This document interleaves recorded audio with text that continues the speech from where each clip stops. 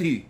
क्या ये फायदा हुआ 5 अगस्त 2019 को आपने हमारी जम्मू कश्मीर रियासत को मामूली सा यूनियन टेरिटरी बना करके हमारा आर्टिकल 370 छीन करके और इल्जाम हमारे ऊपर तरह तरह के लड्डू और मिठाइयां आपने बांटी।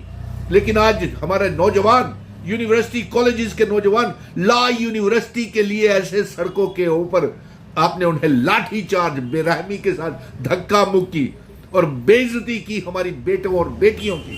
उनके सड़कों के ऊपर आपने उन्हें घसीटा। क्या ला यूनिवर्सिटी का धोखा आपने हमसे किया, विश्वासघात भारतीय जनता पार्टी ने हमसे किया। मैं अवाम की जानकारी के लिए अपने नौजवान भाइयों को, हमारे बच्चों को मैं ये बताना चाहता हूं कि जब 5 अगस्त 2019 को इन्होंने हमारी रियासत को तोड़ा, आर्टिकल 370 को हटाया और उसके बाद जब लेफ्टिनेंट गवर्नर मनोज सिन्हा साहब जम्मू के लेफ्टिनेंट गवर्नर बने, उन्होंने ला यूनिवर्सिटी और साथ में जमीन कश्मीर को दी। और ला यूनिवर्सिटी का केंद्र की सरकार ने, मरकज की सरकार ने, गवर्नमेंट ऑफ इंडिया ने, मिनिस्ट्री ऑफ होम अफेयर्स ने, यूनियन एजुकेशन मिनिस्ट्री ने ये यूनिवर्सिटी कश्मीर को दी। क्या उस समय तो आप कह रहे थे कि जम्मू के साथ बड़ा भेदभाव होता है, तो ये यूनिवर्सिटी उस समय आप जम्मू के लिए भी नहीं दे सकते थे? इसमें कोई दो राय नहीं है। 2 यूनिवर्सिटीज हो सकती हैं, अगर 2 एम्स हो सकते हैं, 2 हाई कोर्ट्स हो सकती हैं, 2 कितने मेडिकल कॉलेजेस हो सकते हैं, एग्रीकल्चर यूनिवर्सिटीज हो सकती हैं, तो ला यूनिवर्सिटीज 2 क्यों नहीं हो सकती?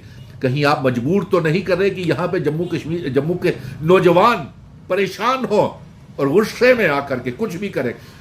मुझे जिस तरीके से ये लोग बच्चे सड़कों के ऊपर कॉलेजेस, यूनिवर्सिटी और स्कूलों से निकल करके बाहर आ रहे हैं, कल जम्मू बंद भी का भी ऐलान कर सकते हैं। जम्मू बंद का ऐलान आपने दिया क्या इनको? आपने बेरोजगारी के सिवाय इनको कुछ नहीं दिया और उसके ऊपर भी आप धोखा कर रहे हैं। भारतीय जनता पार्टी के 29 एमएलए इन बच्चों के साथ सड़कों के ऊपर क्यों नहीं है?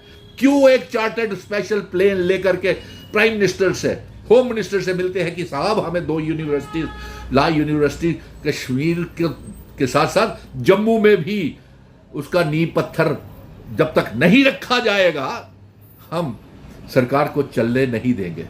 जम्मू कश्मीर की सरकार में इसका कोई रोल नहीं है। लेफ्टिनेंट गवर्नर इसके चांसलर होते हैं, वो यूनियन गवर्नमेंट को लिखे। 29 एमएलए, 3 मेंबर पार्लियामेंट है, वो भी कहें वहां पीएमओ मंत्री जतेंद्र सिंह वहां यूनियन कैबिनेट मिनिस्टर है, वो कहें। क्या बात है? हमारे बच्चों को क्या समझ के रखा हुआ है आपने? आज जिस तरीके से वो बच्चे, हमारी बेटियां, बेटे सड़कों के ऊपर आपने धक्का मुक्की की, जिनकी बेइज्जती की, उठा करके पटक के उनको डिटेन किया, हिरासत में लिया, ये हम बर्दाश्त नहीं करेंगे।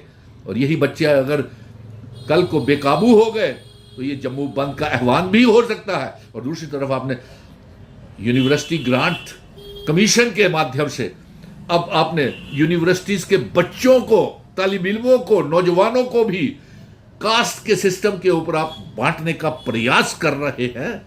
शर्म आनी चाहिए। पहले हिंदू खतरे में था, एक हो तो सेफ हो, अब एक हुए तो उसमें भी डिवाइड एंड रूल की पॉलिसी कर दी। हम भी स्कूलों में पढ़े हुए हैं, कॉलेजेस, यूनिवर्सिटी में भी सुनील डिंपल पढ़ा हुआ है, लेकिन हमने ये अपने दोस्तों में ये नहीं सोचा कभी कि ये किस समूह से आता है, किस मजहब का है, किस धर्म का है, ये हिंदू है, मुस्लिम है या किस कास्ट से बिलोंग करता है। आप हमारे बीच में दरारे नफरत की दीवारें खड़ी कर रहे हैं। जब आपका हिंदू मुस्लिम की राजनीति से दिल नहीं भरा तो भारतीय जनता पार्टी की सरकार ने वोट बैंक के लिए यूनिवर्सिटी ग्रांट कमीशन के माध्यम से ये तीर चला दिया कि इसका बंटवारा हो जाए, हिंदुओं में भी बंटवारा हो जाए। ये हम कतई होने नहीं देंगे और जितनी जल्दी ला यूनिवर्सिटी जम्मू के लिए हो जाएगी उतना ही बेहतर भारतीय जनता पार्टी के लिए रहेगा।